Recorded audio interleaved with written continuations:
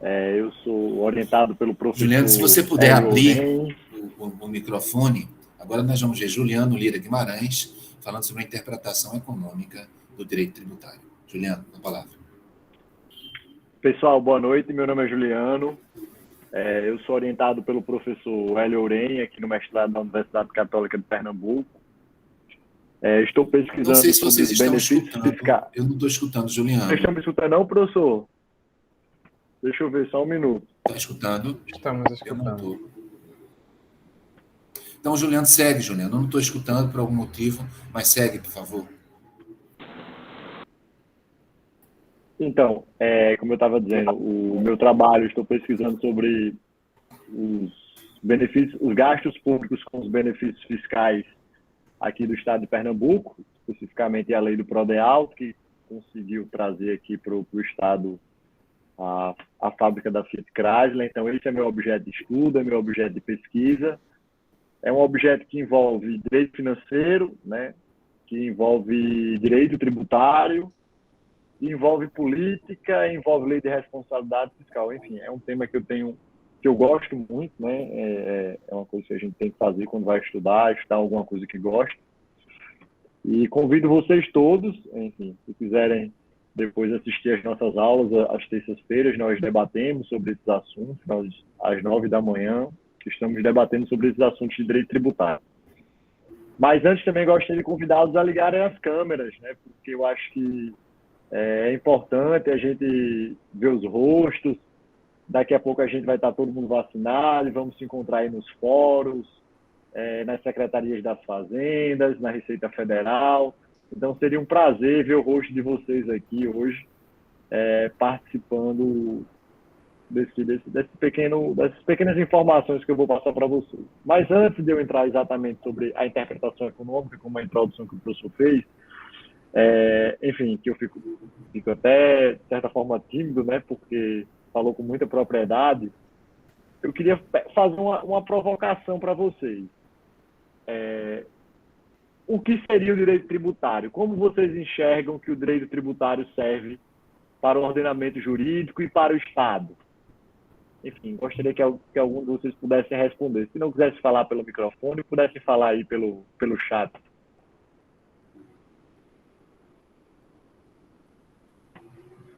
Vamos, pessoal.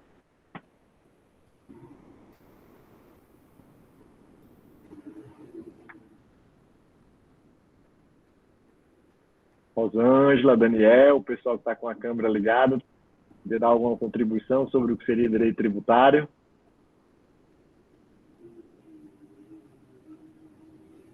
Então, já que vocês estão calados, eu vou tomar a iniciativa aqui e dizer. O direito tributário ele tem uma função arrecadatória e fiscalizatória dos tributos. Ele surge a partir de uma necessidade que o Estado tem de se custear. E como é que o Estado se custeia? Ele se custeia arrecadando, né?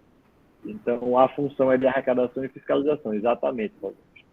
E aí, dentro dessa perspectiva, como é que o Estado tem que arrecadar? Em cima de fatos econômicos, em cima da atividade produtiva, em cima do ganho de renda, por meio do faturamento das empresas.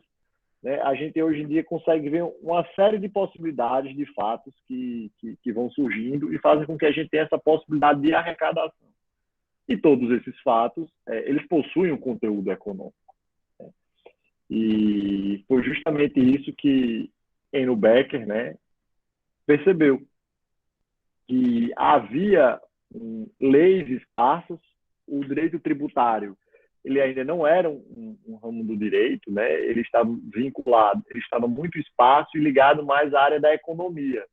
Né, era por ali que você enxergava a forma de organização dos tributos. E, como bem dito, existiam várias formas de fazer elisão fiscal, né? Que seria a parte que você utiliza meios jurídicos legais para poder afastar os tributos. E Enno Becker, dentro daquela situação ali, como o professor bem ressaltou, no pós-guerra, no primeiro pós-guerra, a gente, além da Primeira Guerra, a gente tem um outro fator que influencia muito a Europa, né? Que seria a Revolução Russa. A Revolução Russa ela consegue trazer uma série de garantias de direitos sociais que até então não estavam consagrados nos países, né? E a Europa vendo nesse sentido, e a Alemanha principalmente, além de ter que equilibrar suas contas públicas, ela tenta garantir mais direitos sociais, e isso custa dinheiro, né? Enfim, é o que o direito tributário sempre é uma palavra muito comum na rotina do direito tributário. Custa dinheiro, e esse dinheiro precisa vir de algum lugar, né? Então, a partir dessa identificação, dessa elisão fiscal, enfim, e outras formas de regulamentar e de organizar o direito tributário, eu vou começar aqui uma apresentação para vocês. Enno Becker. Só um minutinho, pessoal.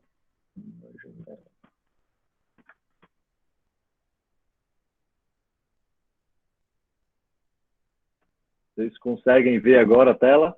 Pronto.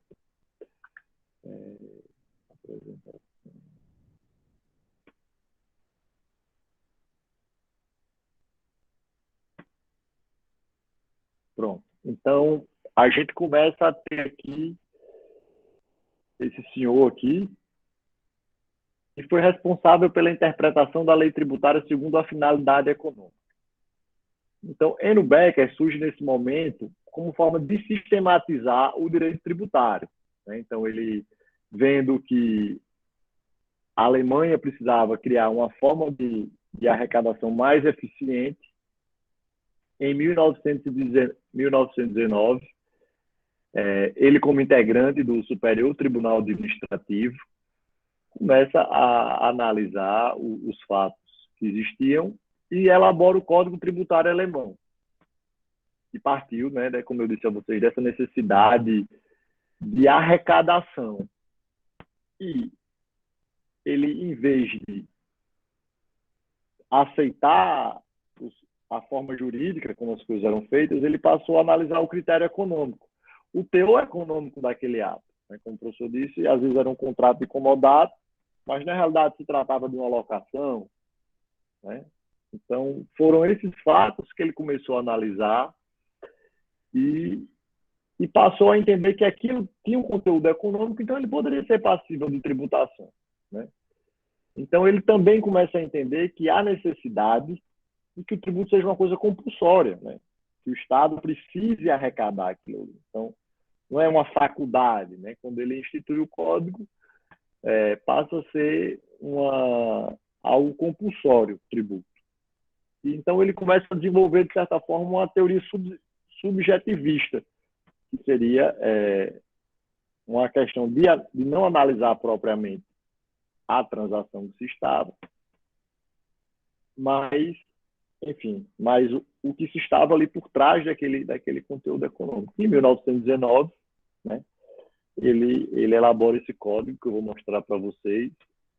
Se alguém souber alemão, nós temos ele aqui. 13 de dezembro de 1919, né? Mas, como eu costumo dizer, o Google, que é uma grande ferramenta para todos nós, ele traduziu para a gente aqui, e eu vou ler aqui para vocês. O parágrafo 4º. Na interpretação das leis tributárias, devem ser considerados a sua finalidade, o seu significado econômico e o desenvolvimento das circunstâncias. Vejam, há uma positivação, né, do significado econômico. Então, assim, ele traz para dentro do código, de uma forma de direito positivo, né, o significado econômico. E aí, no parágrafo 5º, ele continua. A obrigação tributária não pode ser elidida ou reduzida mediante o emprego e abuso de forma e formulações do direito civil. Ou seja, não se pode usar o direito civil para se tentar fazer o que nós hoje chamaríamos de simulação pelo Código Tributário Nacional. Então, a gente tem que respeitar as leis tributárias, os fatos econômicos nessa época. Eu vou ler aqui para vocês por que ele surge, né? Esse Código Tributário Alemão. Ele surge da complexidade e da desorganização da legislação infraconstitucional, a confusão decorrente da existência de diversas organizações administrativas destinadas à fiscalização e arrecadação do tributo.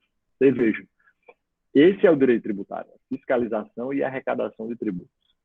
A dificuldade de reprimir os abusos e fraudes fiscais, A crescente pressão fiscal. O que seria a pressão fiscal? Seriam os gastos. Né? A gente retornaria aí o direito financeiro, como o professor bem falou, ao orçamento público. A pressão fiscal seria isso.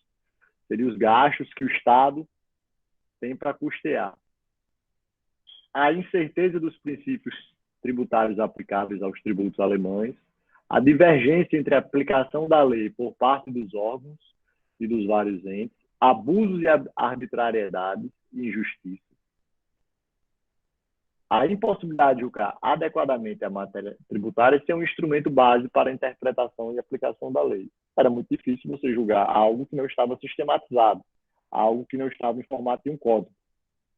E é isso que Enno Becker vem a fazer com o Código Alemão de 1919.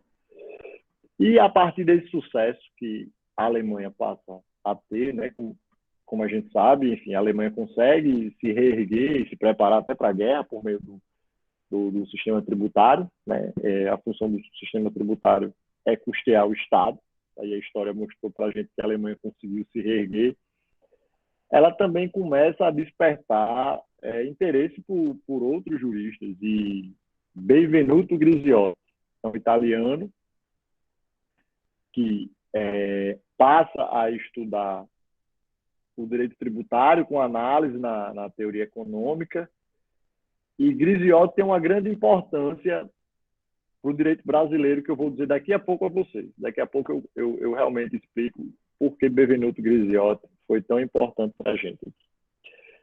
Grisiotti está na Itália. A Itália ela é dividida entre duas grandes escolas, a escola de Pávia e a escola de Nápoles. Né? Enfim, para vocês entenderem, a escola de Pávia ela fica ao norte da Itália. Ao norte da Itália a gente tem a Suíça, que faz fronteira com a Alemanha, e a gente tem em Nápoles a outra escola de direito tributário que fica ao sul, né? Então mais distante.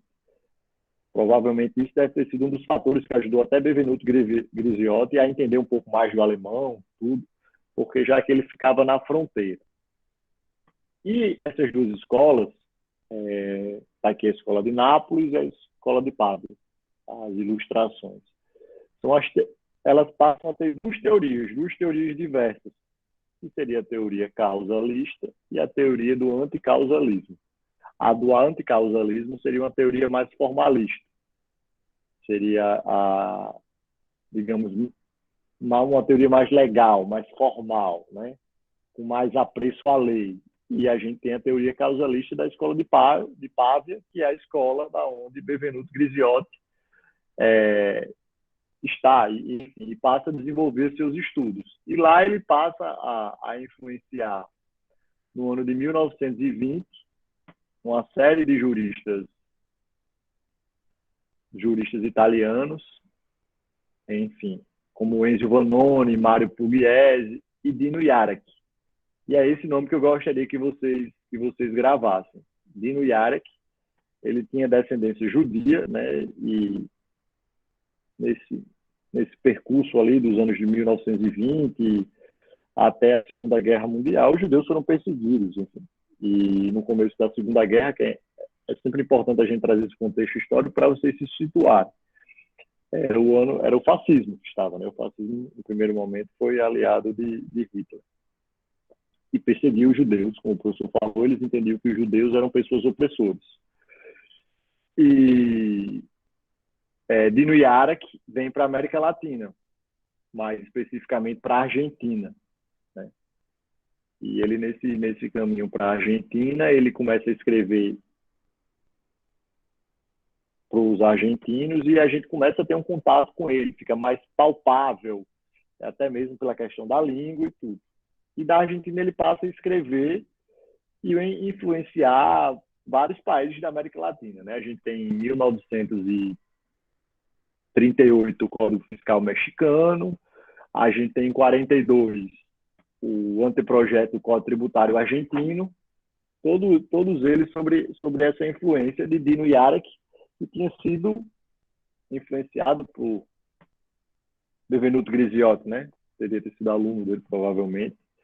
E nós temos o Rubem Gomes de Souza, que seria é o autor do nosso anteprojeto, né, em 1953. Eu não sei se vocês se recordam, mas o nosso código ele é de 66, se não me engano. E ele termina sendo uma das pessoas que absorve a Rubem Gomes de Souza, absorve a teoria de Benvenuto Grisiotti, a teoria econômica do direito. Veja, todos esses momentos, desde Nino Becker, Benvenuto Grisiotti, Rubens Gomes de Souza, eles acreditam que o fator econômico, né, a análise econômica, a interpretação econômica do direito tributário surge daí. Você tem que analisar essas questões para poder realmente fazer o tributo. O tributo tem que ser com base na questão econômica.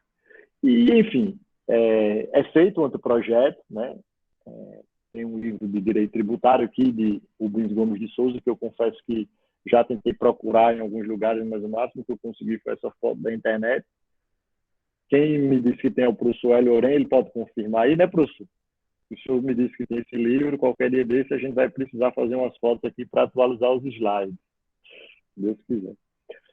E superado esse ponto, a gente tem a Academia de Direito Tributário começa a se desenvolver sobre a influência de Aleomar Baleiro, Rubens Gomes de Souza, e começa a surgir o estudo sobre Rubens Gomes de Souza na Universidade de São Paulo, né? Ele passa por um curso, ele passa por uma pessoa chamada Ascarelli, né? Um professor também que dá um curso de Direito das Finanças, e aí ele vai lecionar um curso de Introdução ao Direito Tributário, e depois ele passa a ministrar uma disciplina chamada Legislação Tributária na Faculdade de Ciências Econômicas da Universidade de São Paulo. Então, vejam que a economia está inteiramente ligada ao nosso direito, nesse momento incipiente em que a gente está se formando enquanto direito tributário e com o surgimento do código, né?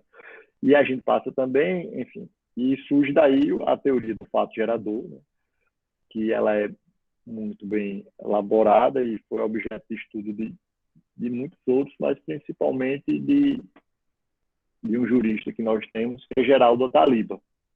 Geraldo Ataliba, por meio do seu livro A Hipótese de Incidência, influenciada, como eu disse a vocês, por Dino Yara, que passa a desenvolver o estudo do fato gerador e de um outro caminho, que é a extrafiscalidade. A extrafiscalidade.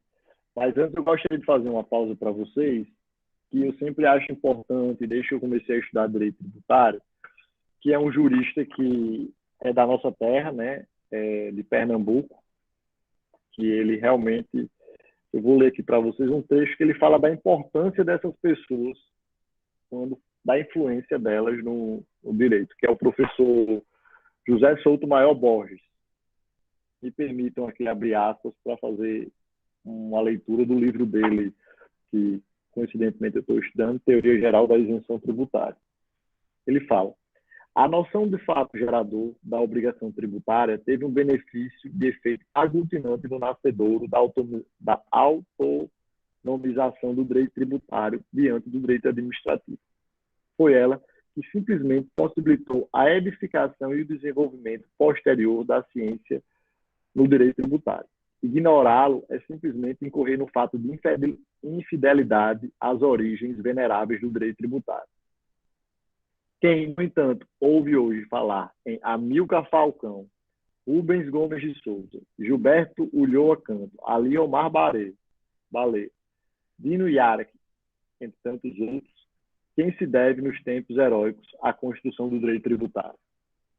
Então, aqui é uma transcrição que o professor Souto Maior Borges fala, né, um reconhecimento a esses juristas do direito tributário, enfim, que passam, como eu disse, que vão evoluindo até chegar em Geraldo Ataliba, com sua teoria da extrafiscalidade.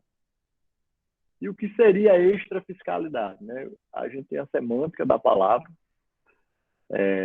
extrafiscalidade. Fiscalidade vem de fiscal, que seria a questão da arrecadação. E estas seriam as questões que Geraldo Ataliba acredita que o tributo poderia ter essa característica extrafiscal. Ele poderia ter uma função além da função arrecadatória, né? Ele poderia fazer juízo de valor e traçar comportamentos, né? E poderia influenciar na indução da conduta das pessoas, né? Ele poderia promover o desenvolvimento econômico a partir do momento que alguns impostos, como o IPI, por exemplo, no caso da exportação, ele fica, né, com exportação para o exterior, o IPI não incide, aliás, incide, mas é com alíquota zero. Em alguns casos, a gente tem um caso, por exemplo, do cigarro, que é um imposto, é um produto que tem uma alta carga tributária, justamente porque ele tem um alto custo com a saúde pública. Então, Geraldo Ataliba acredita, além da função fiscal, na função extrafiscal da norma tributária, que pode regular comportamentos e estaria além das finalidades arrecadatórias, né? Então, tentei trazer aqui para vocês brevemente a questão da interpretação econômica do direito tributário, né? Uma forma que ela pode... Como as questões econômicas ela interferem diretamente no direito tributário, ela traz uma interpretação para a nossa legislação.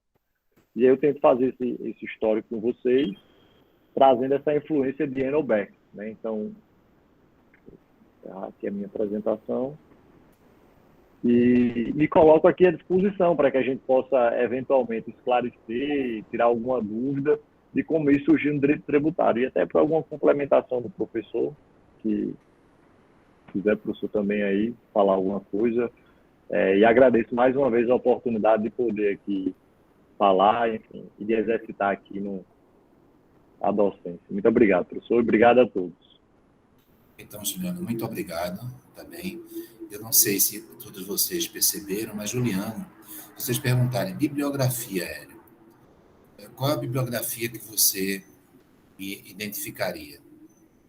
Então, se vocês puderem anotar, eu vou selecionar aqui alguns autores que são cardeais, pontos cardeais do direito tributário, seguindo exatamente a exposição do Juliano.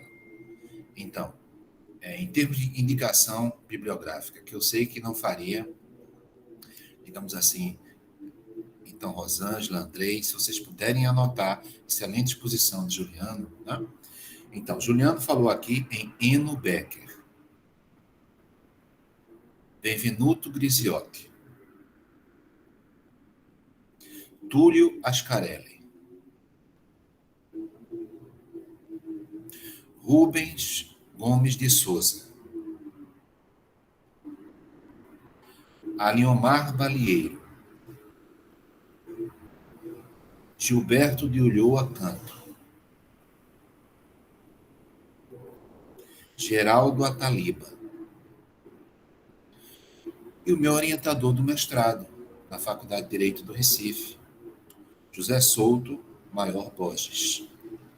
Olha, gente, onde vocês estiverem, se vocês estiverem municiados desses tributaristas, não me interessa o local em que vocês estejam.